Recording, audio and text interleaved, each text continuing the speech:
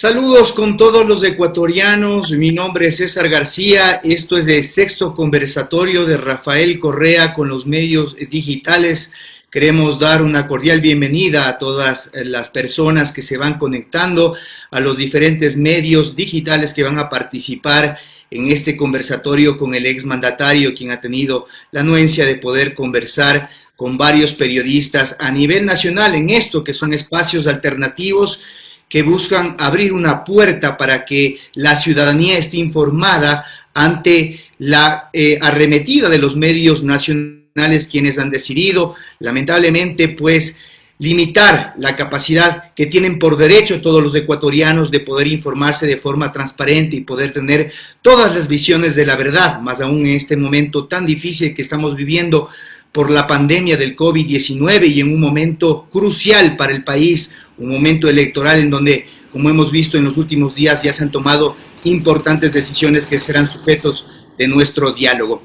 Vamos a dar la cordial bienvenida en este momento ya al expresidente de la República, Rafael Correa Delgado, quien ya se encuentra conectado desde Europa, desde el país de Bélgica en donde reside, y también, por supuesto, a los diferentes periodistas que estarán compartiendo panel en esta transmisión con nosotros. Vamos a saludar a el periodista Jaime de la Cruz, quien está representando en este momento a Ecuador en directo desde la ciudad de Guayaquil.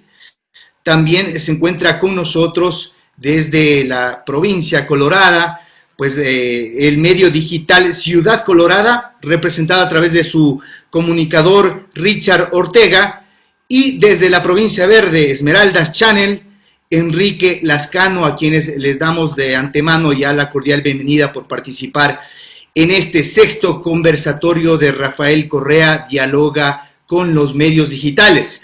El tema de esta entrega será Democracia en Peligro. Damos la bienvenida entonces e iniciamos de esta manera este programa en el cual pues estamos llegando a todas las latitudes a nivel nacional y esperamos que los contenidos sean de servicio principalmente para quienes nos están sintonizando en estos momentos. Como introducción quiero señalar que este pasado miércoles 30 de septiembre, una fecha que por destino es icónica, pues hace 10 años, justamente en una fecha similar, se produjo una defensa del pueblo ecuatoriano en favor de la democracia. Esto cuando el exmandatario Rafael Correa se encontraba prácticamente secuestrado en el hospital de la policía, un evento del cual fuimos partícipes, y que el pueblo, de manera espontánea, como pocas veces en la historia del Ecuador, salió en defensa de lo que habían elegido y de la democracia y del presidente constitucionalmente elegido por todos los ecuatorianos para que pueda salir de ese secuestro que muchos no lo han denominado así, pero quienes estuvimos ahí presentes pudimos apreciar que el presidente estuvo retenido en contra de su voluntad,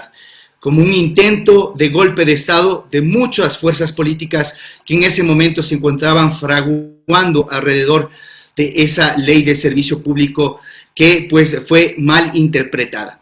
Un día como ese, hoy, 10 años después, este pasado miércoles, el Consejo Nacional Electoral, con 3 votos a favor, decide aprobar el informe jurídico propiciado por el departamento correspondiente en el CNE, que permite que la candidatura de Rafael Correa en la vicepresidencia del binomio de Centro Democrático sea reemplazada por Carlos Rabascal como corresponde en la ley. Esto como un desenlace de una lucha que se ha venido llevando a cabo en las calles y a través de diferentes espacios de ecuatorianos que estuvieron presentes en las inmediaciones del Consejo Nacional Electoral, haciendo presión y haciendo una vigilia para que se haga respetar lo que dice la Constitución y lo que está establecido también en el Código de la Democracia.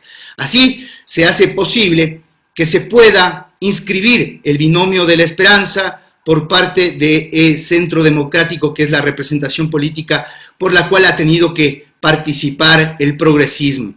Esto luego de varios antecedentes que son de dominio público en los cuales el exmandatario Rafael Correa ha sido impedido de poder participar, fruto de varias acciones estratégicas que se han implementado tanto en el orden judicial como administrativo, que estaremos comentando de inmediato con el exmandatario. Bienvenido, expresidente, a este conversatorio con los medios. Gracias por abrirnos las puertas para poder dialogar con este espacio alternativo de comunicación, y quisiera, tras su saludo, conocer cuáles son sus primeras reacciones tras esta decisión adoptada por el Consejo Nacional Electoral. Gracias, César, compañeras, compañeros, entrevistadores y que nos escuchan. Esto es una gran oportunidad porque nada de lo que ha ocurrido hubiese pasado sin la complicidad de la prensa, sin cubrir toda la fechoría, la ineptitud del gobierno Moreno y sin engañar y manipular a la gente. Hemos llegado hasta donde hemos llegado, esta tragedia nacional, por esa manipulación mediática. No tenemos informaciones, por entendamos, tenemos manipulación mediática. Y una manera de contrarrestar eso es por medio de los medios alternativos, como te he dicho, estos medios digitales. Así que les agradezco muchísimo la oportunidad. ¿Cuál es mi reacción? Yo le diría que tengo sentimientos encontrados. Alivio, alegría, porque vamos a poder participar y creo que es el principio del fin de estos sinvergüenzas. Pero también consternación, rabia, desconcierto de que tengamos que estar contentos de poder participar en elecciones, cuando es lo elemental en un sistema democrático. Pero han destrozado tanto la democracia, han robado tanto hasta la referencia, han mentido tanto la prensa, que parece casi un milagro que la principal fuerza política pueda participar, cuando la ley nos protegía, e incluso en lugar de dudas, si hubiese dudas, dice la Constitución, el propio Código de la Democracia, se favorecerá la interpretación que fomente la participación. Aquí han hecho lo imposible para impedirnos participar y no lo han logrado. Debemos estar contentos por eso, pero al mismo tiempo cuestionarnos cómo es posible que llegamos a estos extremos, que tenemos que ponernos contentos de que la principal fuerza política pueda participar en elecciones en un país supuestamente democrático. Eso nos demuestra lo mal que está el país. Gracias, presidente. Gracias, colegas. Un gusto desde Ecuador en directo participar de este conversatorio. Bueno, César García ya hizo la primera pregunta. Yo creo que era lo que íbamos a tratar al inicio, pero igual yo le voy a hacer una consulta, presidente. ¿Ustedes esperaban esta resolución del CNE? Porque tras bastidores se hablaba de que tal vez les iban a negar la oportunidad de participar en política. ¿Ustedes en realidad confiaban de que se iba a dar este tipo de resolución? En absoluto. Nosotros estábamos casi convencidos de que nos iban a eliminar. Fíjate cómo arman el muñeco, ¿no? Y eso siempre con la ayuda de la prensa. O sea, la ley expresa. El Código de la Democracia, artículo 345, artículo 104. Si es que hay un candidato inhabilitado que no cumple los requisitos, se impugna ese candidato y tiene 48 horas la organización política para cambiar el candidato. Acá se inventaron que se eliminaba el binomio porque no acepté de forma personal la candidatura. Primero, no dice el reglamento que hay que aceptar de forma personal, es personalísima. Personalísima es que si yo doy un examen de un curso online, no estoy presencial, perdón, dice que había que aceptar la candidatura de forma presencial, eso no dice en ningún lado el reglamento. Y confunden personalísimo con presencial, y eso te lo dice la prensa. Te pongo un ejemplo a los ciudadanos para que vean cómo nos engañan. Si ustedes siguen un curso a través de internet, ¿ok? Y tienen que pasar el examen es personalísimo, nadie los puede ayudar, nadie lo puede dar en lugar de ustedes, pero no es presencial, pues. Entonces son cosas diferentes, lean, revisen en enciclopedia, revisen términos incluso jurídicos, y te hicieron creer que personalísimo era presencial, pero incluso si así fuera, que no cumplí con el reglamento inconstitucional que acaban de declararlo antijurídico del Tribunal Contencioso Electoral. O sea, todo lo que argumentaron durante esta semana se le vino al piso. Pero en todo caso, está establecido en el propio reglamento y ley, como te decía, artículo 13, literal G, que no haber aceptado la candidatura es una inhabilidad y hay que presentar el reemplazo en 48 horas. Pero querían aprovecharse de eso para decir no existe el binomio. O sea, ya no saben qué hacer. Entonces, ya estaban armando el muñeco, sacaron pseudo constitucionalista, lo mismo de siempre. Y que el reglamento lo hicimos nosotros en el 2012. Falso. Primero el Consejo Nacional Electoral otra cosa, no el gobierno. Pero era para primarias presenciales, era para solucionar problemas, no para crearlos. Decía el reglamento, en primarias presenciales, con el delegado del Consejo Nacional Electoral, se acepta la candidatura expresa, indelegable y personalísimamente. Es decir, si me elegían a mí candidato a vicepresidente en una primaria presidencial, ese rato aceptaba la candidatura. Ese es el objetivo de ese reglamento. Ahora hicieron primarias vía internet y decían que después, hasta 10 días después, había que ir a una oficina ante otro funcionario para aceptar la candidatura. Y te hicieron creer que nosotros habíamos hecho ese reglamento. Esa es la prensa.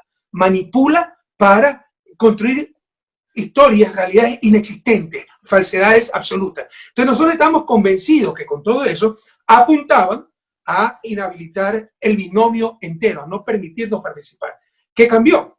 La gran presión nacional, la movilización de nuestros militantes con mucho sacrificio, pese a la lluvia, pese a la crisis, etc. Y la gran presión internacional. Fíjate que hasta le renunció un día antes el asesor jurídico que fue puesto por María Paula Romo, porque ya no quiso arriesgarse más.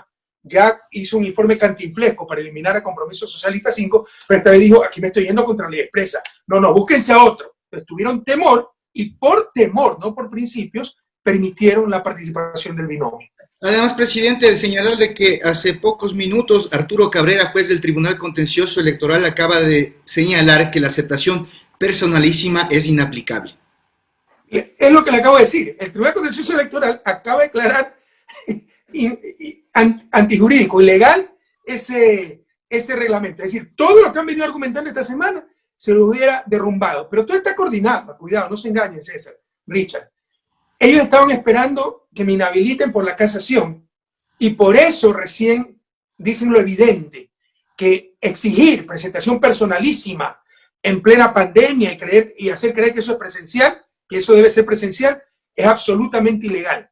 Pero si es que no salía la casación, no te sacaban ese informe para tratar de inhabilitarlo. Todo está coordinado. ¿Ustedes creen que es coincidencia que un día después de que ya se resuelve lo del binomio, pero yo no puedo participar por una sentencia cantinflesca, es que sale esa resolución? Todo eso ha sido coordinado. Compañeros, estimado economista, saludos cordiales desde la ciudad bella, ciudad colorada, Santo Domingo.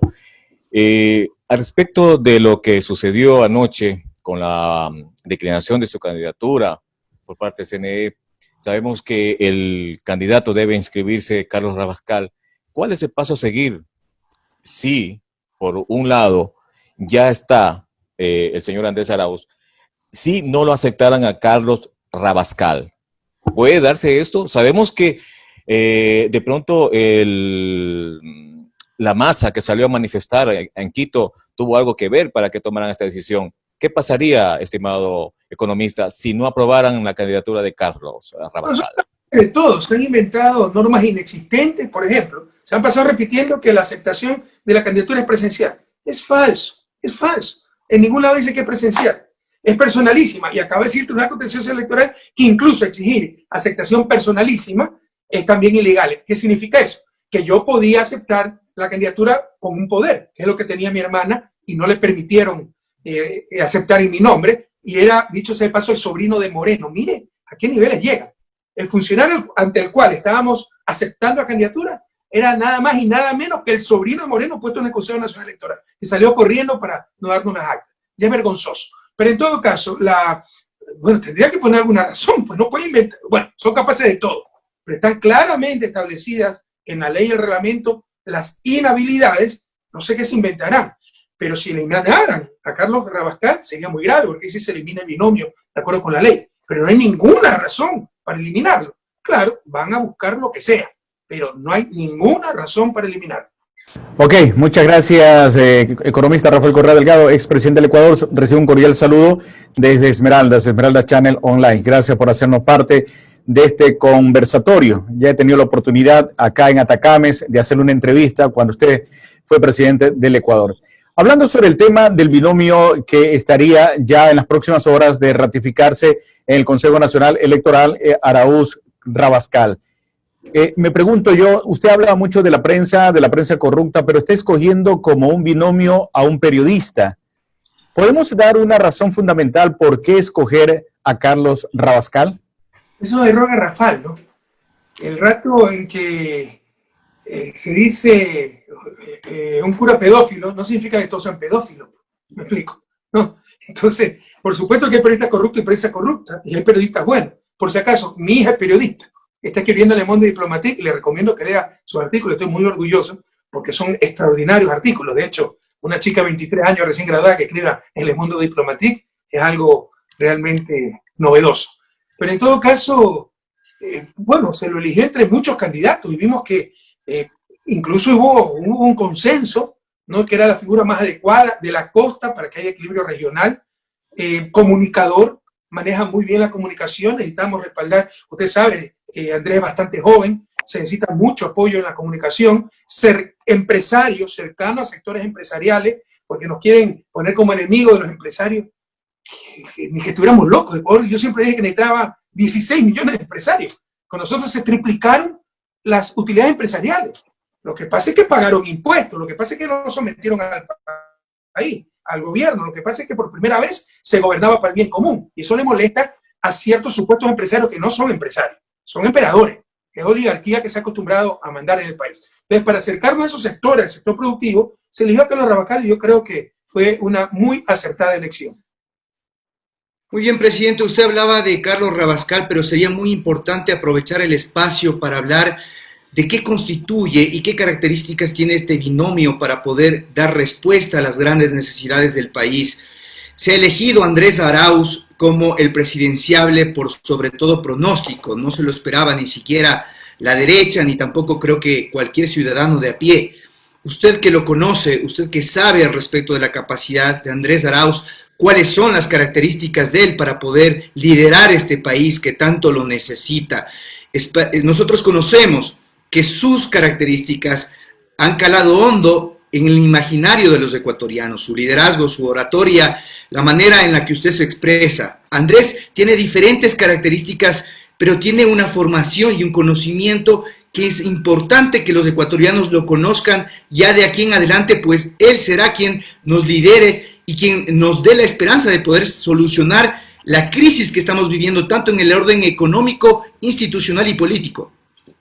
Mire, César, el próximo gobierno no va a recibir un país, va a recibir ruinas. Debemos de dejar de jugar con el futuro, por el odio, por los egoísmos, la vanidad. Odio a Correa, ¿y por qué? Porque me lo dijo la televisión, me lo dijo Alfonso Espinosa Los Monteros y Aney Nostroza. Debemos superar eso, incluso a los anticorreístas. El odio nos ha costado demasiado caro. Sencillamente reflexionen, ¿cuándo iba mejor? Ahora, en esta desgracia nacional, durante la Revolución Ciudadana, que mejorábamos cada día, íbamos claramente camino de la prosperidad, éramos el ejemplo de América Latina y ejemplo a nivel mundial. Entonces, por el odio, no nos neguemos el futuro, no neguemos el bienestar de nuestra familia. Y de lejos, pero de lejos, y yo los invito a los anticorreístas, a nuestros críticos, que me desmientan, de lejos, el binomio más capaz, más preparado para estas circunstancias es el binomio Arauz-Rabascal, porque el principal desafío va a ser económico. Acabamos, yo sé que va a haber un segmento económico. Este segundo trimestre acabamos de crecer, ya están las cifras, más del 12%. Creo que en los últimos 50 años no hemos decrecido tanto. Ecuador es de los peores países, no solo la pandemia, la crisis económica fruto de la pandemia, aunque nosotros ya teníamos crisis económica antes de la pandemia. Entonces se requiere expertos en la materia. Andrés Arauz es experto, usted sabe, yo vengo de la academia. Muchos me critican, autoritario, porque sí, a las finales no soy políticamente correcto y llamo al pan pan, al vino vino, algunas veces eso no es correcto y puede ser un defecto. Pero cuando alguien no tiene muchas luces, le digo que no tiene muchas luces. Después eso digo que él lo había resentido porque algunas veces le dije que era bien limitadito, ¿no? Pero yo considero que no es una persona muy inteligente. Se lo voy a decir, porque tal vez no tengo que decirlo, ¿no? Pero si merece que se lo diga, que es verdad, no estoy mintiendo, se lo diré nuevamente. Pero yo no soy una persona de fácil halago, pero créame que Andrés Arauz es de las jóvenes, o en general de las personas más brillantes que he conocido. Es un tipo brillante. Y no solo es brillante, porque usted puede ser muy inteligente, pero no tener preparación. Y puede ser inteligente y preparación y no ser responsable. Es brillante, tiene una preparación muy sólida, ¿no? Le habla 4 idiomas, estudió también en Rusia, que su padre trabajaba allá, hizo su universidad de Michigan, Estados Unidos, que es la mejor universidad del mundo. Tiene una maestría, me parece en la Flaxo, y estaba haciendo el doctorado en la Universidad Autónoma de Monterrey. Pero además sumamente responsable, muy prolijo. Cuando nosotros necesitamos saber algo, le preguntamos a Andrés. Todavía tenemos un grupo que se llama de economistas progresistas. Y si queremos saber el nuevo acuerdo con el fondo, lo que hacemos es llamar a Andrés, porque ya se lo he leído antes de que lo conozca el propio fondo, y ya se sabe hasta el pie de página. Es un tipo extremadamente responsable, que es la persona más adecuada para estos momentos tan duros que vive la patria. Y Carlos Rabascal algo similar. Carlos Rabascal, ingeniero comercial de la Universidad Católica, tiene formación económica, no tanto a nivel macro como economista, toda la economía en su conjunto, que política monetaria, política fiscal, más bien a mi nivel micro, incentivos empresariales, políticas productivas, políticas industriales, etcétera. Entonces yo creo que es un binomio extremadamente poderoso, adecuado para los momentos que vive la patria, y de seguro y de lejos, y invito a cualquiera que me desmienta, de lejos el mejor binomio que se presenta en estas elecciones. Gracias, César. Señor presidente Rafael Correa, conocido siempre que usted ha sido una de las personas estadísticamente hablando más preparadas en el Ecuador en cuanto a la gobernación de este país. El señor Andrés, como usted lo manifestó, él es ingeniero comercial, lógicamente, pero tomando en cuenta la candidatura del vicepresidente, que es un periodista... Una corrección, Andrés es economista. Economista, sí, claro, economista Andrés Arauz. Exactamente. Ya, tomando en cuenta esto, ¿cómo usted ve el panorama con las encuestas? Las encuestas están dando a que el binomio Arauz-Rabascal gana en primera vuelta. ¿Eso es cierto? Usted que está ahí siempre en primera línea, ¿cómo ve esto? ¿Creen estas encuestas? ¿Van a estar confiados o hay que trabajar de lleno con las masas? Yo no creo mucho en las encuestas, y una de las cosas que tiene que hacer el país para evitar manipulaciones es poner reglas muy claras sobre encuestas. Vaya a Estados Unidos, ¿eh? Una encuesta que le fallan 5 o 6 puntos, se cierra la empresa. Y a nadie se le ocurre decir atentado a la libertad de prensa, libertad de expresión, libertad de empresa. No, porque no se puede engañar a la ciudadanía. Aquí Sedato se equivocó con 8 puntos en 2017. Vaya a ver que Sedato estaba contratado por Libercosta, empresa pantalla del Banco de Guayaquil y de Lazo. Las ventas de Sedato eran 80% Libercosta. En otras palabras, era una empresa del Banco de Guayaquil. Ellos mismos hacen la encuesta para decir que Lazo ganó y casi incendian el país cuando era falso. Pregúntale a la misión de la OEA, presidida por Leonel Fernández y otro Exipol, coincidía perfectamente con los resultados que luego dio el CNE. Entonces, hay que poner un límite a eso. Fíjense ahora, todas las encuestas dicen que incluso Lazo está en tercer lugar, hasta Durán Barba, que es amigo de Moreno, es amigo de todos ellos. Dice está en tercer lugar, primero Arauz de lejos, luego Yacu Pérez y luego Lazo, pero Sedato lo puso primero y de lejos, le da 2-1 al segundo. Porque miente, ese tipo se vende por unas cuantas monedas, el dueño de Sedato. Eso hay que sancionar, eso no hace bien. Eso no es libertad de empresa, no es libertad de expresión. Mentir, engañar, no es libertad, es dolo, que atenta contra la libertad de los demás, atenta contra nuestros derechos. Las verdaderas encuestas, que es difícil en esta época de pandemia, yo solo confío en una encuesta técnicamente hecha, y algo sé de eso, presencial con papeleta que marque. Eso es muy difícil hacerlo ahora en pandemia.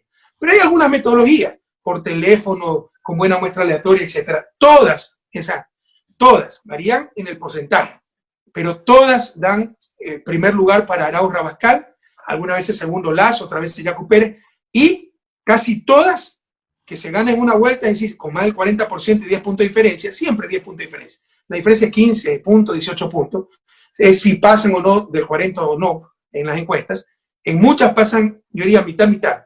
En el 50%, de 6, 7 encuestas que conocemos, 3, 4, se pasa el 40%, y en las otras estamos en 36, 37%, pero solo estamos subiendo. Entonces, vamos a pasar ese umbral del 40%, Dios mediante, para ganar en una sola vuelta, lo cual haría mucho bien al país, porque nos ahorramos el costo de una segunda vuelta y entra un binomio con mucha legitimidad, mucho apoyo popular que se requiere para recuperar la patria, para salir de esta destrucción en que le ha dejado la traición, la corrupción de Moreno, Lazo, la prensa, los socialcristianos y toda la partidocracia. Presidente, hasta hace un mes y medio Andrés Arauz era el candidato que nadie lo conocía. Pero resulta que incluso la misma oposición decía que era uno desconocido y ahora es el candidato más conocido, producto de todo lo que ha pasado con que califican o no califican la candidatura de Arauz Rabascal. En fin, la condena que le dieron a todos los que implicaban el caso sobornos. Parece ser que esto a ustedes les ha dado más popularidad o de acuerdo a los especialistas en análisis político, dicen que ustedes más vale la misma oposición les está haciendo un favor, dándole más promoción a través de los medios.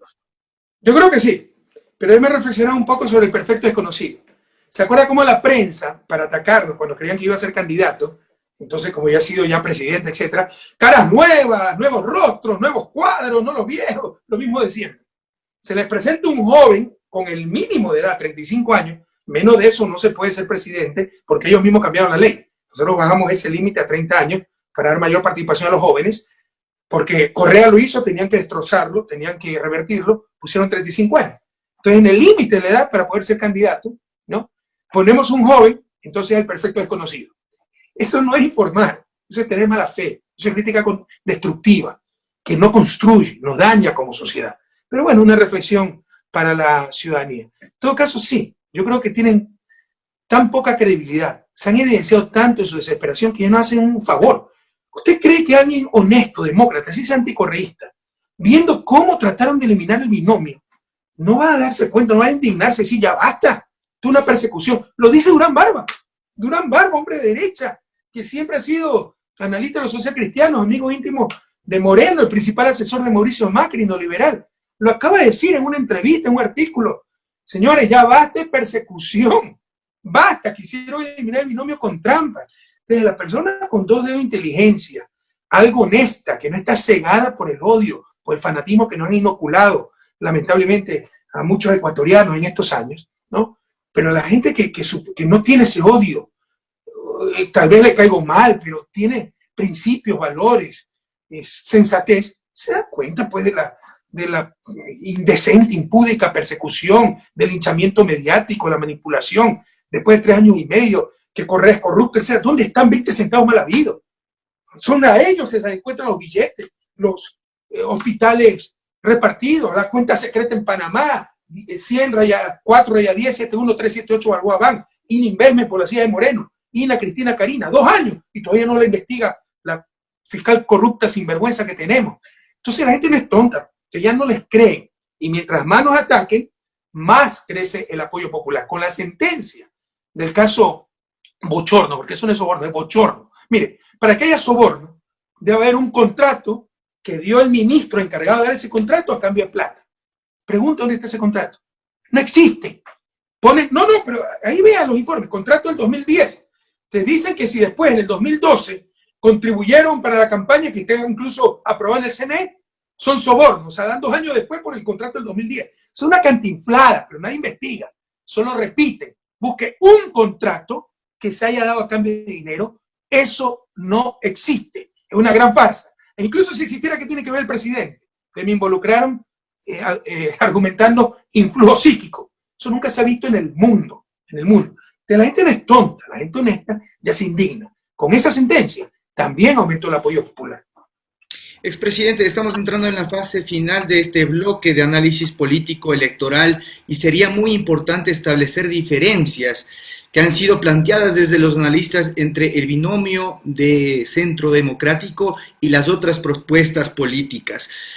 Escuchaba a analistas como Santiago Basabe que señalaban que si bien hay distinciones en el tema de los modelos económicos, hay coincidencias en temas de valores, por ejemplo, en temas de debate y que son bastante polémicos en la sociedad, como el tema del aborto, el tema de las minorías sexuales, y sería muy importante establecer cuáles son en realidad las diferencias que se están planteando en este momento en el tablero electoral con respecto a las propuestas del neoliberalismo y del progresismo que para mí, en esencia, ideológicamente, son totalmente distintas, como el agua y el aceite. Bueno, primero tengo el peor de los conceptos de Santiago Basabe, ¿no? Es de esa gente que escribe por odio, por fanatismo. Y si usted no puede separarse del odio, o sea, tal vez le caiga antipática a una persona, incluso la odie. Pero cuando escribe es ser objetivo, esa es la honestidad intelectual. Yo puedo ser emelecista, pero si voy a comentar un clásico astillero, debo ser objetivo. No es que voy a decir a Emelec perdió 5-0 porque el árbitro fue vendido y Barcelona compra a todo el mundo. Es ser deshonesto, ¿no? Entonces, yo tengo el peor de los conceptos de este señor, ¿no? Y esta gente no debería escribir. O sea, necesitamos mejorar mucho el nivel periodístico y de opinión. Porque algunos creen que si es opinión yo puedo decir cualquier cosa. No, la opinión debe ser informada, solventada. Yo no puedo mentir en nombre de la opinión. De hecho, la democracia se fundamenta en opinión pública de alta calidad. Pero si en lugar de opinión tenemos el desfogue de odios de unos cuantos fanáticos, nos destruyen hasta la democracia. Miren, las diferencias son gigantescas en todas las dimensiones. Obviamente en dimensión económica. Miren lo que ha hecho el neoliberalismo, ya no lo hizo en el 99, de nuevo. ¿Y cómo nos convencieron? Ese es el problema de cuando el sector privado se toma el Estado. Si usted tiene, le pongo un ejemplo, ecuatoriano, escúcheme este ejemplo. El secretario de Educación Superior, el que tiene que apoyar a las universidades públicas, es dueño de universidades privadas. Mientras más ayuda a la universidad pública, más se le daña su negocio. ¿Usted qué cree que va a hacer? ¿Apoyar a la universidad pública o tratar de quebrarla como han hecho? Ese es el problema cuando el sector privado se toma el sector público. Si va un representante del sector privado a manejar Petroecuador, pero quiere la gallada, manejar los hidrocarburos, la distribución de combustible, gasolina, ¿usted cree que va a fortalecer la gestión de Petroecuador o la va a hacer colapsar? Para decir, esto no vale y tiene que privatizarse. Ese es el problema cuando el sector privado se apodera de lo público y la mayor forma de corrupción. Nos hace muchísimo daño. Entonces está en juego ese modelo. Un Estado separado de los poderes privados, legítimo o ilegítimo, cualquier poder privado legítimo, pero en su rol, ¿ok? Un Estado para el bien público, para la acción colectiva, para la grande mayoría, ¿no? Que regule, controle, impulse, apoye al sector privado en su rol, o el sector privado apoderado del Estado, y que todo lo conviertan en negocio. Eso a nivel un poco filosófico, ¿no? La diferencia entre el neoliberalismo y el progresismo. Y obviamente ya a nivel de políticas públicas, de distribución, que el que más tiene más pague. Mire cómo se ha manejado la pandemia. El peso ha caído, la crisis, fruto de la pandemia, son los más pobres. Hacer perder el empleo a alguien en una crisis así debe ser el último recurso. Aquí es el primer recurso. Han aprovechado la crisis para imponernos el acuerdo con el Fondo Monetario, las políticas de austeridad, las privatizaciones, ¿no? Desmantelar el Estado, disminuir sueldos públicos, disminuir servidores públicos. Miren cómo debilitaron el sistema de salud. Eso es lo que está en juego. Ya si quieren la parte económica, el imperio del mercado, que todo sea mercancía, hasta la vida, la educación, la salud, o que haya derechos fundamentales. Salud para todos, educación para todos, derechos para todos. Y compadrí, que lo que usted quiere, eso sí que lo administre el mercado. Entonces, eso es lo que está en juego. Y a nivel de valores también. Fíjense cómo esta gente nos vendió durante 3 años que esto era corrupción. ¿Ok? Mire, un gobierno honesto no es el que no tiene corrupción, es el que no tolera la corrupción. En 10 años, ¿cómo puede evitar casos de corrupción? ¿Acaso usted es astrólogo? Bueno, yo tengo influjo psíquico, pero ¿cómo puede controlar miles de funcionarios públicos? ¿No? Como el caso de refinería, que estuvo involucrado un ministro que ni siquiera era parte de la Revolución Ciudadana, Carlos Pareja, pero el resto son funcionarios de carrera de Petroecuador, y nadie le ha dicho eso. Son funcionarios de carrera de Petroecuador. ¿Cómo puede controlar eso? En todo caso, un gobierno honesto es el que no tolera la corrupción. Nosotros eliminamos la corrupción institucionalizada. Lo que están viendo los jóvenes actualmente, que tal vez no lo conocían, el reparto de hospitales para comprar votos en asamblea, las aduanas, que la entrega de la Agencia Nacional de Tránsito al otro diputado, la suplencia de banco a los banqueros. Era como se repartía la patria antes de la Revolución Ciudadana. Y por eso me dijeron autoritario, porque acabé con todo eso. Corrupción institucionalizada. Ha vuelto ese viejo país, ha vuelto la corrupción institucionalizada y con hambre atrasada. Entonces nosotros somos los honestos, los que hemos arraigado hasta la vida por defender hasta el último centavo del pueblo ecuatoriano. Entonces es otra diferencia, no solo, ¿no?, la visión, los valores, la parte técnica, la formación y ese espíritu por el bien común. Esas son las grandes diferencias que se van a jugar en febrero del próximo año. Muchas gracias. Sí, para cerrar justamente este análisis sobre el panorama electoral, señor economista Rafael Correa Delgado, ¿cómo está preparándose cuando viene el mes de octubre? Y recordemos, en octubre del año 2019 se presentaron manifestaciones, producto de ellos hay enjuiciamientos en contra como de la prefecta de Pichincha, Paola Pavón, y algunos exfuncionarios de su gobierno que hoy están fuera del país por evitar la persecución jurídica y política que se ha vivido en esa época. ¿Cómo se va a preparar la organización política de ustedes frente a estos ataques que de seguro se van a repetir y van a dar cuenta en el mes de octubre, señor expresidente? Habrá que resistir, pues si estamos ante una dictadura, el mundo al revés. Los honestos somos los perseguidos, los corruptos evidentes pero clamorosos, son los perseguidores, ¿no? Es el mundo al revés. Los criminales de octubre, los que reprimieron, los que orinaron 11 muertos, 1.300 heridos, decenas de jóvenes que perdieron un ojo, siguen de ministros. Y los patriotas, los que salieron con su pueblo a las calles a protestar, los metieron presos, les allanaron las casas con transmisión en vivo. Estamos esperando que hagan eso con Romo. Mira lo que dice Daniel Mendoza, el asambleísta corrupto, que Romo diría todo, para que vean la doble moral. Hoy tienen brazaletes, otros tuvieron que asilarse en la Embajada de México, salir del país. Y como que si a muchos ni les sorprende eso. Hemos llegado a esta situación, querido amigo, por la indiferencia. Cuando Moreno nos traicionó y empezó a perseguir a los correístas, sí, tal vez me caiga en Correa, pero es un problema, ¿no? Se perdió y que lo persigan. Y se destruyó el país. Por destruirnos a nosotros, destruyeron el país. Sobre todo a los jóvenes, les digo, nunca más la indiferencia. Indígnense ante la injusticia contra cualquier ser humano, porque es una injusticia contra todos.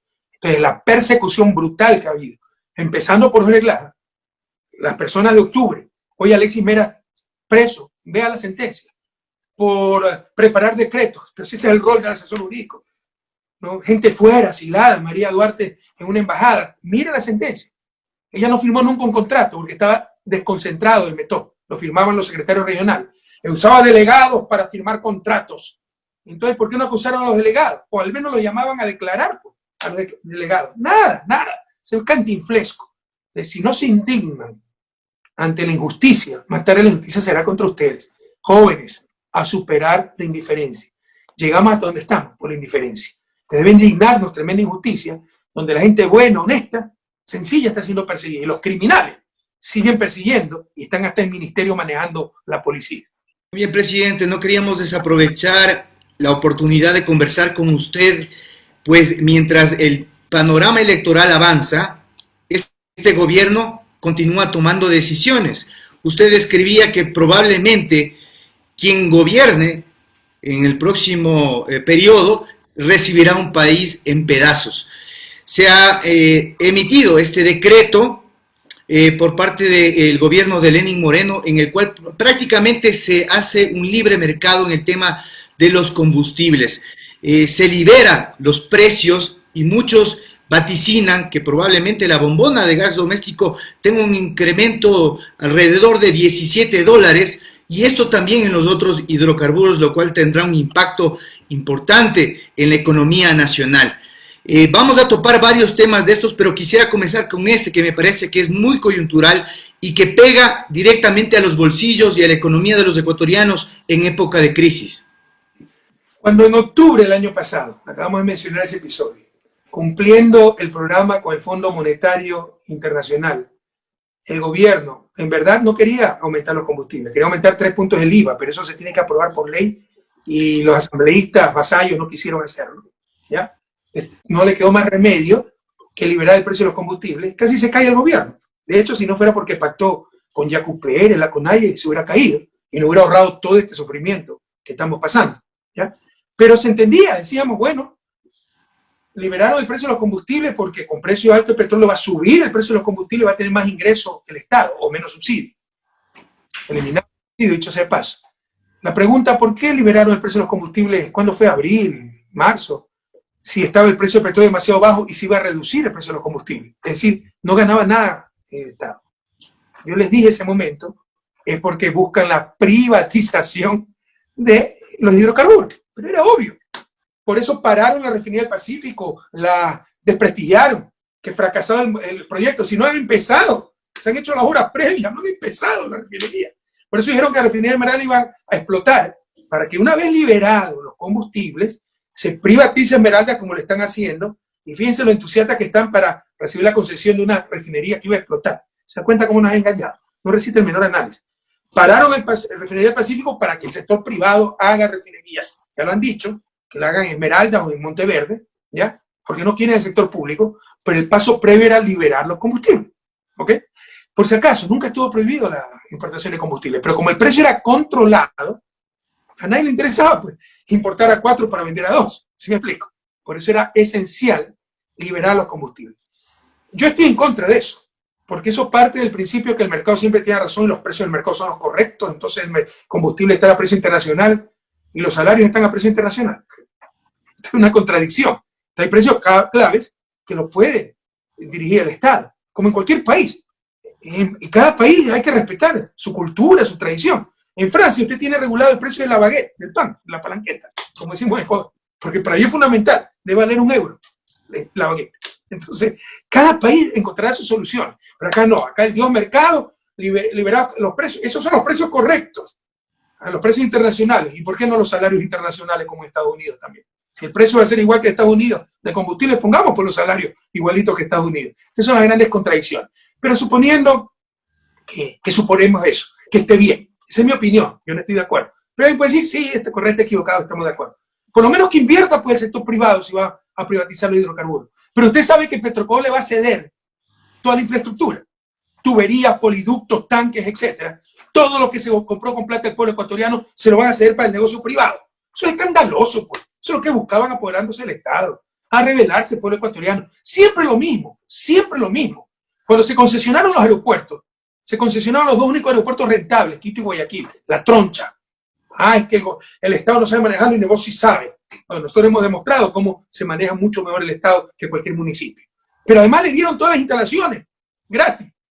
Hidrocarburos, la tanquería, las tuberías del aeropuerto, se lo dieron gratis, porque nos estaban haciendo el favor de llevárselo al aeropuerto. Entonces ya basta de asaltar el patrimonio del pueblo ecuatoriano. La privatización de hidrocarburos, yo no estoy de acuerdo, pero si la hacen, al menos que inviertan, no van a invertir. Se le van a robar la infraestructura de Petroecuador construida con plata de todos los ecuatorianos. Muy bien, en el mismo tema vamos a dar el paso a Enrique Lascano de Esmeraldas, porque es justamente la provincia en donde está ubicada la refinería que va a ser concesionada y que continúa con estas políticas que decía ya el ahora ausente Santiago Cuesta, la monetización de los bienes del Ecuador. La provincia verde acuna y recibe a la refinería de Esmeraldas. Enrique, cuéntanos cuál es la preocupación que tienen desde allá, que se le plantea al expresidente con respecto a esta concesión. Muchas gracias. Y justamente, señor expresidente Rafael Correa, desde el momento que se posesionó en su puesto como presidente de la República, Lenín Moreno, vino sosteniendo que hubo una malversación o unos 2.200 millones de dólares invertidos en refinería estatal Esmeraldas y que quedó en mal estado. Por esa razón, usted ya se refirió, se había indicado que era una bomba de tiempo que en cualquier momento estallaba y eso preocupaba mucho a los habitantes de Esmeraldas. Usted lo ha dicho, las cosas caen por su propio peso, se lo advertimos. Es la campaña que siempre hace el neoliberalismo, desprestigiar lo público, decir que todo marcha mal en el sector público, pero después llevárselo ellos. Pero ¿quién puede creer que se pelean la concesión de una refinería que iba a explotar? Por si acaso, Carlos Pérez viene de la petrolera Halliburton, que fue catalogada como una de las empresas más corruptas del mundo. Es el señor que era ministro de hidrocarburos. Entonces, es lo que quiere el negocio para su sector, si viene de ese sector. A no dejarse engañar. Y ya basta de eso. Investiga un poquito más. O sea, son cosas demasiado elementales. Esto nos hace daño como ecuatorianos, porque nadie va a tomar decisiones. Inicialmente, cuando yo llegué al gobierno, había un proyecto de reemplazar por ahí una unidad en la refinería y costaba 140 millones. Luego decidimos, como estaba en chatarra, y ahí está el cementerio, la chatarra, ahí está, no me acuerdo cómo se llama, el centro de lo más importante de refinería, fracturado, lo pueden ver. Decidimos hacer una intervención casi integral, faltaron muy pocos detalles, porque eso iba a explotar en cualquier momento, era un peligro para Esmeralda. Procesaba 80.000 barriles diarios de petróleo, la capacidad de diseño era 110.000, ¿no? Entonces se rediseñó el proyecto. Es como que si usted quería remodelar su casa, pensó, remodemos el cuarto de mi hijo, y después dice, no, el resto está muy mal, remodelemos la cocina, el comedor, los demás cuartos. Y al principio costaba así 100, después costó 1.000, y viene un despistado y le dice, sobreprecio, costó 10 veces más. No, se está haciendo 10 veces más. Pero si ahí está todo revisado, se está auditado. Yo pedía los informes, ¿no? Y en general los trabajos son de muy buena calidad. Pero como se cambió el proyecto de un proyecto muy puntual a una repotenciación prácticamente integral, pasó de costar 140 millones a 1.200, sobreprecio. Por Dios, ¿hasta cuándo insultan nuestra inteligencia? ¿Hasta cuándo se van a engañar? Ah, pero Rafael, en verdad son 2.400 millones. ¿Sabe lo que están sumando? Con o sin repotenciación, la operación de refinería, ¿no? Lubricantes, todo eso, cuesta unos 300 millones anuales. Como se demoró 4 años la repotenciación, suman eso como parte de la repotenciación. El costo de operación, eso es sumar camello más naranja. Te dicen, ya no costó 1.200, más los otros 1.200, 300 millones anuales, 2.400. Y así nos engañan día a día. Y por más que aclare, verá que me va a hacer la misma pregunta en la próxima entrevista. Así no vamos a tener clase, así no vamos a salir su desarrollo. Porque el que hace las cosas correctas pierde, el que piensa pierde. Como el juego de ley pierde, el que piensa pierde. Por favor, se encontró un proyecto concreto de 140 millones, como en una casa, arreglar una habitación. Y decidimos remodelar toda la casa, porque la casa se caía. Decidimos una repotenciación casi total, y eso costó 1.200 millones. Y los otros 1.200 que le están agregando son los 4 años que duró la repotenciación, de la refinería, cuya operación exige 300 millones de dólares anuales. Pero así nos ha engañado. En todo caso, la refinería recuperó su capacidad de diseño. Nos está ahorrando 300 millones anuales de importación de combustible, porque pasamos de procesar 80.000 a más de 100.000, capacidad de diseño 110.000. Dejó de ser un peligro para toda Esmeraldas. Se recuperó el valor de mercado. Cuando encontramos esa refinería, si alguien pagaba 700 millones por la chatarra, era mucho. Ahora la dejamos valiendo 8.000 millones valor de mercado. Es decir, si alguien quería privatizar la refinería, recibió 8.000 millones. Pero ¿qué pasa? Usted puede dar un Mercedes-Benz nuevo. Si viene un irresponsable inepto y después de 3 años no le pone gasolina, no le cambia aceite, no le infla la llanta, por más que le digan un Mercedes nuevo, va a ser un desastre. Eso es lo que hizo este gobierno inepto, ¿no? Y toda la culpa de Correa. Pero 3 años y medio después ya nadie les cree. ¿Y para qué? Moreno inepto, como títere. Otros no tan ineptos, para privatizar todo a precio de gallina enferma. Ya no se dejen engañar. Muy bien, vamos, mientras se prepara Enrique para que tenga su última oportunidad de repregunta, vamos a dar paso a Richard de Ciudad Colorada, en el mismo orden de decisiones económicas que están en este momento tomándose en el país. Señor expresidente Rafael Correa, la pregunta va al respecto de la economía del Ecuador, en la macroeconomía. Sabemos que esta crisis generada en este gobierno y ahondada por lo que ya conocemos todo el mundo, la pandemia a nivel mundial, el gobierno de Lenín Moreno no ha sincerado las cifras. Tanto molestaban ellos desde el principio de este gobierno en que el gobierno anterior dejó desfalcado al país. ¿Cree usted que luego, usted debe tener los datos, me imagino, no tan certeros, pero ¿está endeudado realmente el Ecuador actualmente? ¿Y qué va a hacer Andrés Arauz una vez que sea elegido, si así el pueblo lo quiere, para solventar, para poder revertir estas cifras y salir de esta crisis? ¿Y le alcanzará el tiempo a Andrés o tendremos que tener 4 años más para Andrés? Enrique, yo creo que esto sí ha sido culpa nuestra, de todos, de ustedes, los periodistas honestos, porque sí nos falta mayor acuciosidad.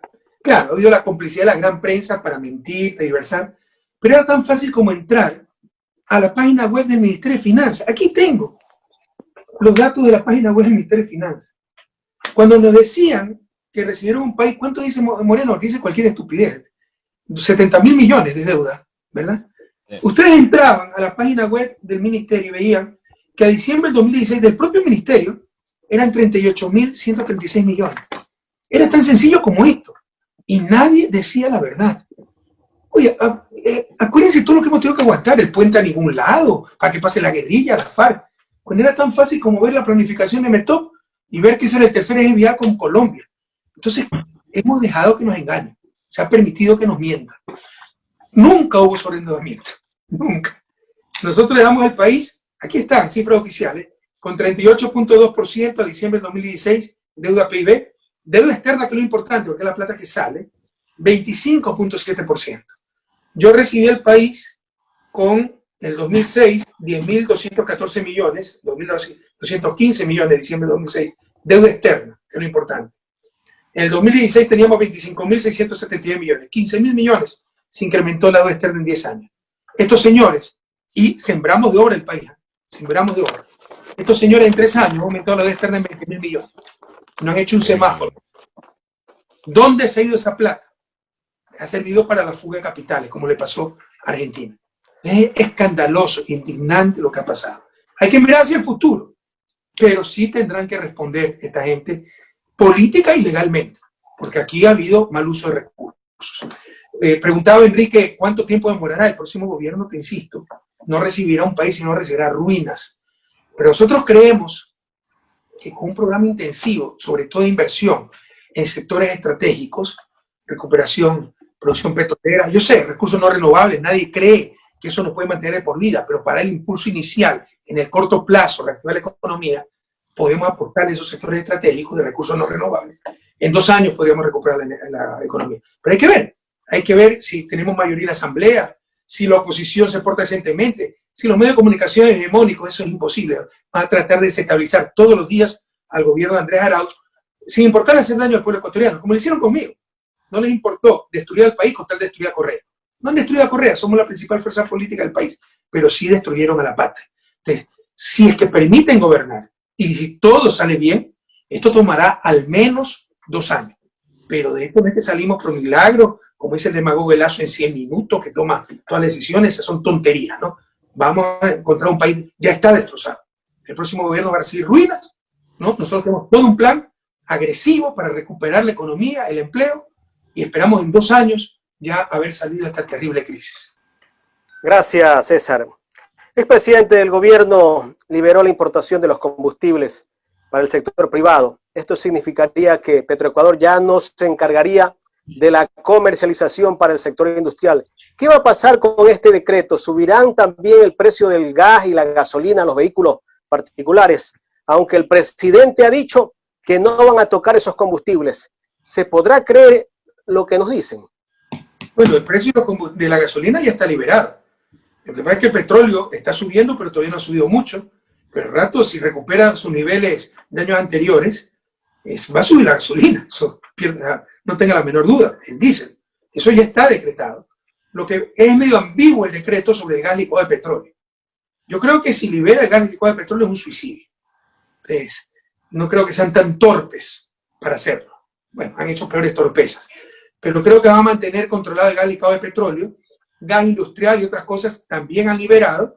Esos son más costos para la industria, pero bueno, ya los industriales podrán ajustar sus costos. Como te insisto, yo en principio no es que creo que el mercado es... el mercado es un instrumento, es un siervo. Es un error garrafal creer que es amo. El mercado está en función de las necesidades sociales, no la sociedad en función de las necesidades mercantiles. Y la sociedad, que somos todos nosotros, racionalmente, a través de la política, debe controlar que el mercado dé los frutos socialmente deseables. Entonces, esto de que los precios del mercado son la maravilla, ¿quién le ha dicho? ¿Quién le ha dicho? Vea la crisis del 2008, cómo se vieron los derivados, cómo, los financieros, ¿no? Las tasas de interés, cómo se comportaban, eran los precios del mercado, tasas de interés, el precio del dinero, y todo era artificial, ¿no? Ve antes de la crisis del 2008 los precios de la vivienda, la burbuja inmobiliaria. ¿Quién le ha dicho que el mercado es infalible? Es una barbaridad, eso es religión, eso no es ciencia, ¿ok? Entonces hay cosas que no las debe manejar el mercado. Mire esta crisis, la pandemia. ¿Usted cree que la salud la debe manejar el mercado? Además que si maneja el mercado la salud, solo se va a preocupar de salud curativa porque es el negocio. ¿Quién va a preocuparse de salud preventiva? Que es lo más humano y lo más eficiente, que la gente no se enferme, ¿no? Mire los alimentos, las cosas de base. Cuando colapsa la economía, cuando no hay mercado, no, mucho más valioso que tener un saco de billetes tener un saco de papa para sobrevivir. Entonces, esto lo dijo Macron, presidente de Francia. Hay cosas tan importantes que no le deben manejar el mercado, como los alimentos, ¿ya? Entonces, olvídense eso, sáquense ese chip con que nos han convencido que los precios del mercado son lo correcto, la liberación de precios. No, puede estar totalmente equivocado. Ya les di un ejemplo. Vamos a poner el precio de los combustibles internacionales, pero con salarios del tercer mundo, de su desarrollo. Entonces, imagínense una familia de clase media baja llenando el tanque de combustible de su carro con precios internacionales y el pobre hombre gana un salario de 600, 700 dólares. O sea, están locos. Entonces, yo estoy en contra de la privatización de hidrocarburos, porque además, eso viene del petróleo. El petróleo no se fabrica, existe en cantidad fija. Es un recurso natural no renovable y es propiedad del Estado. No es que lo ha fabricado el sector privado. Entonces, es lógico que los derivados también los maneje el Estado. Pero bueno, alguien podría discrepar conmigo. Lo que es escandaloso es que, como le decía, ni siquiera van a invertir. Van a utilizar la infraestructura de Petroecuador. Entonces, imagínense, trabajamos para dar la infraestructura a los negocios privados. Si esa infraestructura es tan importante, que la siga pues, utilizando Petroecuador y que ellos construyan más infraestructura y compitan. Pero no, sacan del nuevo Petroecuador y utilizan la infraestructura de Petroecuador. Eso es escandaloso. Yo estoy en contra de todo eso. Economista, no sé si puede... ¿Perdona? Quería hacerle una pregunta final al expresidente. ¿Cómo? Sigue, Jaime, sigue. Me gustaría escuchar su criterio, qué piensa de lo que está pasando en el seguro de la policía de Lispol, porque allí se han esfumado más de 500 millones de dólares. La ministra misma ha firmado el traspase de esas inversiones al Ministerio de Finanzas, de acuerdo al señor Cherres, que es uno de los especialistas, y quién es el acusado. Me gustaría escuchar en voz del expresidente Rafael Correa de lo que está pasando en la policía. No conozco a fondo, pero sí le puedo decir que hablar de 500 millones perdidos es una exageración. Puede ser 500 millones mal invertidos, de los cuales se ha perdido una parte, pero que se fumen 500 millones, perdóneme, ya hay que ser ciego, sordo y mudo. ¿Cuánto será la cartera de Lispol? 800 millones. Perder el 60% de la cartera. O sea, nadie va a invertir 500 millones en un solo sitio. O sea, eso es descabellado. Eso es manipulación política, discurso de María Paula Romo para desviar la atención. Acuérdense que era cuando la llamaban juicio político y salió diciendo, por eso es que me persiguen, porque estoy persiguiendo a su vez la corrupción. Pero además se ha demostrado que la mayor cantidad de inversiones la hizo ella misma. Entonces hay cosas oscuras. Yo escuché al señor Cherres muy convincente, ¿no? Su intervención diciendo, aquí no ha habido ninguna pérdida, ahí están los papeles. Puede ser que se hayan retrasado por las... No conozco al señor Cherres, por si acaso. Se hayan retrasado por las circunstancias, pero no es que se ha perdido esa plata, y probablemente se pierda, ¿no? Pero no va a ser 500 millones, y hay que ver si fue deliberado, son cosas del mercado. Yo creo que aquí hay mucha manipulación de parte de María Paula Romo para desviar la atención. Y segundo, cuando les conviene son autónomos, cuando les conviene es culpa del gobierno de Correa, ¿no? El Lispol es autónomo, ellos exigen la autonomía, todo es financiado por el Estado. Es otra cosa que debe reflexionar el país como sociedad. Todos quieren ser autónomos, municipios autónomos, prefecturas autónomas, institutos de seguridad social autónomos, universidades públicas autónomas, pero todas son financiadas por el Estado. La primera autonomía viene por la autonomía financiera. Vaya a ver a las universidades públicas gringas cuántos fondos generan ellas mismas, cuánto autofinanciamiento tienen. Nadie le habla de eso en Ecuador, somos muy cómodos. Entonces el Lispol es autónomo, aunque toda la plata va del Estado, subsidiamos 60% de las pensiones jubilares de los policías, y ellos tienen autonomía para invertir. Entonces cuando les va mal con la inversión es culpa del gobierno, tampoco así, y culpa de Correa además, que no tiene nada que ver el gobierno en esas cosas, no asuman sus responsabilidades. Yo creo que hay una exageración, y si es que hay un daño muy grande, que es otra cosa que sacó el comercio, no dije para hacernos daño. Y en el reglamento Correa puso que el Estado se va a hacer cargo de las pérdidas. Pero por supuesto, pues, si las pensiones jubilares son responsabilidad del Estado, ¿cuál es la solución? Si hay pérdidas y no se puede pagar la jubilación, se deja sin jubilación a los policías. Si más tarde el IES quiebra y no hay para las jubilaciones, se deja sin jubilación a los viejos. O sea, no hablen tontería. Por supuesto que las jubilaciones son responsabilidad del Estado.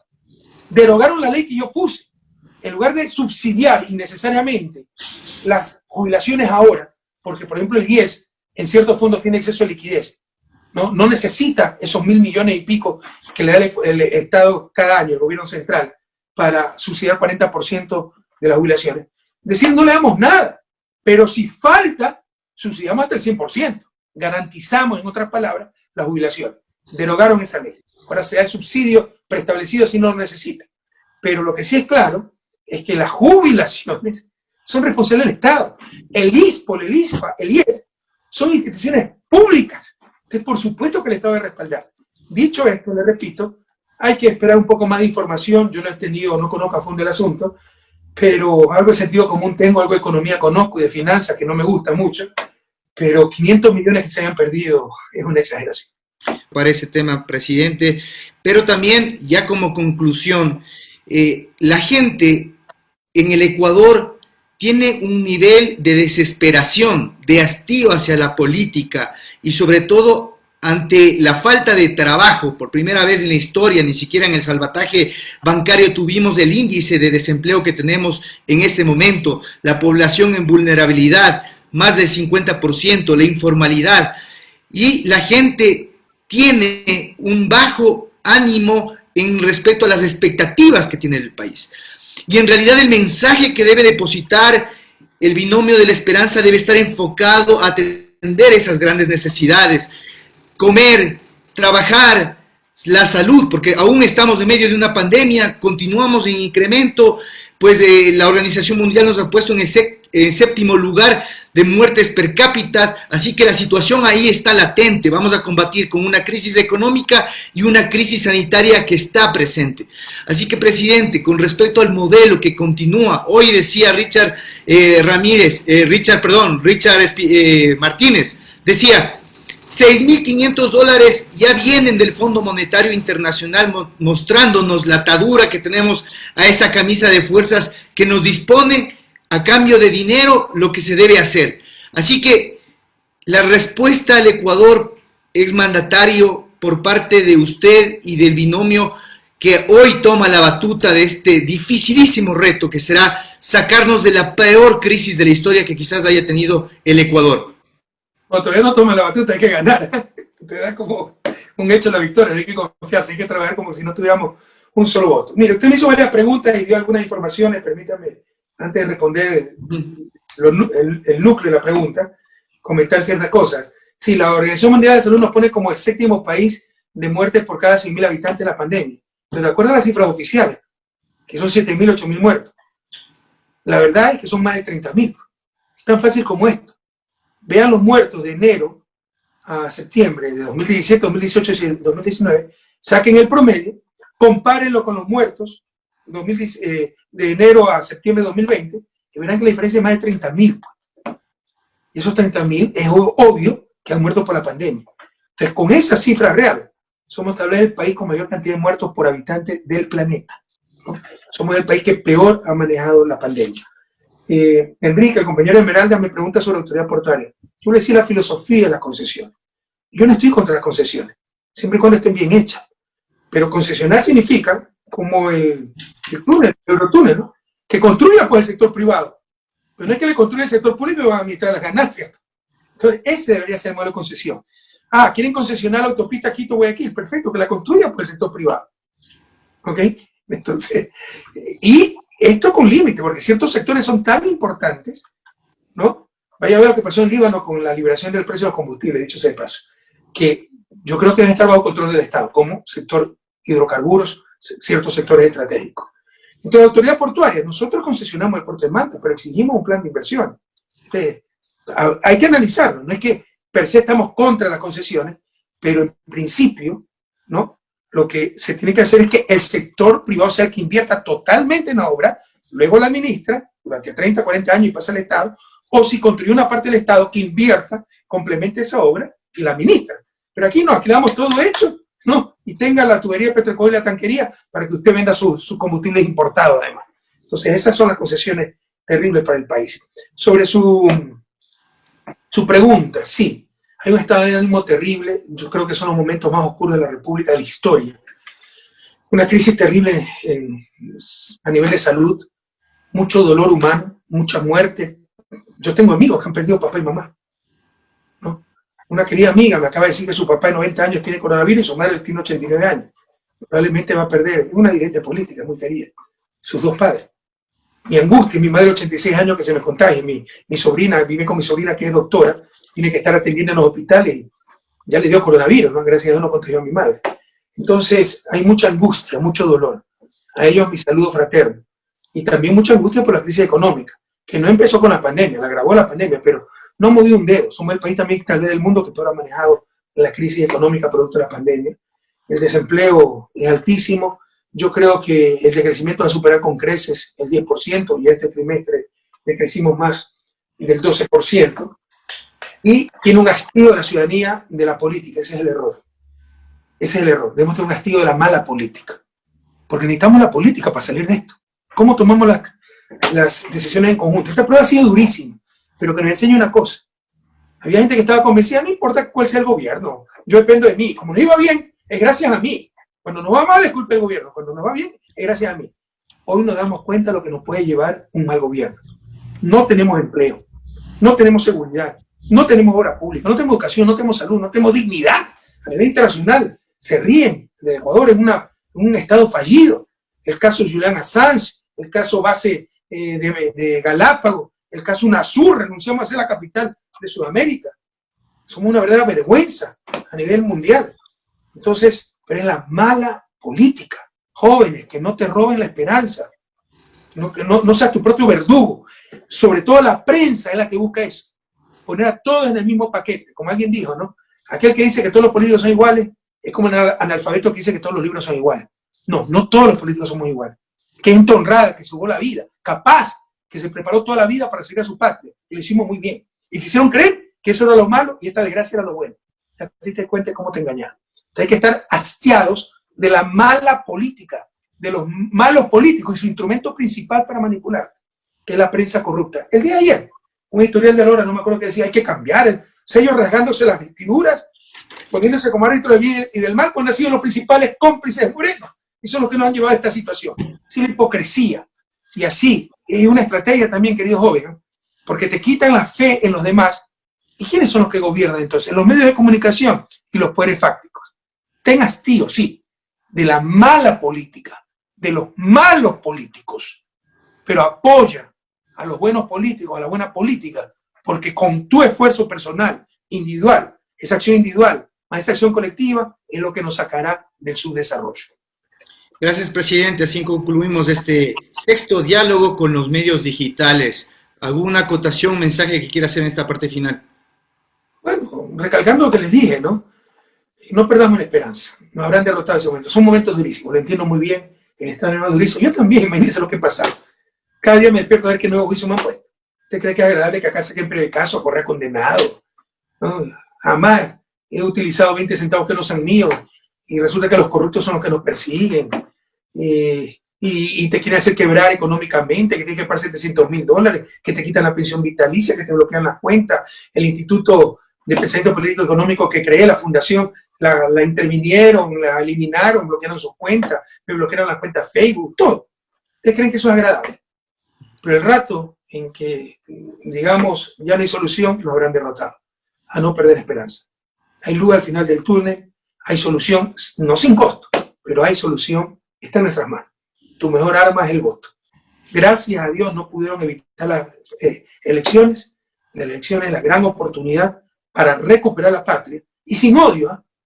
Pero con memoria, que la gente que nos hizo tanto daño asuma sus responsabilidades legales y políticas. Sobre todo recuperar el país, la economía, el empleo, el dinamismo, las empresas, la producción, pero también los que nos saquearon, los que nos destruyeron, los que nos traicionaron, que respondan ante la justicia y ante la patria. Un inmenso abrazo, sobre todo a los jóvenes, a no perder la fe. Vamos a salir adelante.